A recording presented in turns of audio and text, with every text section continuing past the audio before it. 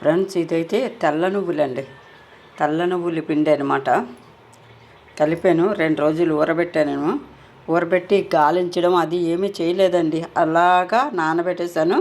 ఈరోజు 2 రోజుల తర్వాత ఈరోజు ఉప్పు, కారం, అలాగే పచ్చిమిరపకాయలు, ఎండుమిరపకాయలు, కొంచెం ఏంటి వాము వేసానండి. మీకు టేస్ట్ చూపిస్తాను. అబ్బా, సూపర్గా ఉందండి. ఇంకా ఎండలు ఎక్కిపోతున్నాయేమో. ఇంకా జనవరి నుంచి ఇంకా రథసప్తమి వచ్చిందనుకోండి, ఇంకా ఎండలు ఎక్కువగానే ఉంటాయన్నమాట. దానివల్ల ఏంటంటే మనకి మజ్జిగన్నం తినాలనిపిస్తుందండి.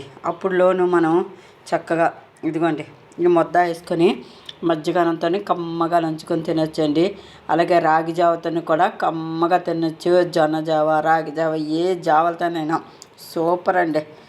ఇదైతే మనకి కేజీ 90 రూపాయలు పడిందంటే, అమ్మడానికైతే మాత్రం అండి పావు కేజీ 50 రూపాయలకి ఇవ్వాలండి. ఎందుకంటే అందులో అన్ని మసాలాలన్నీ వేస్తాం కదా, కారం, మిరపకాయలు, తర్వాత ఎండుమిర్చి, పచ్చిమిర్చి, అలాగే మనకి ఇవి ఎల్లుల్లి రమ్మలు, వాము అన్నీ వేస్తాము. ధనియాలు, జీలకర్ర పౌడర్ కొంచెము అన్నీ వేస్తాం కాబట్టి మన ఇంట్లో చేసుకునేది బాగుంటుందండి.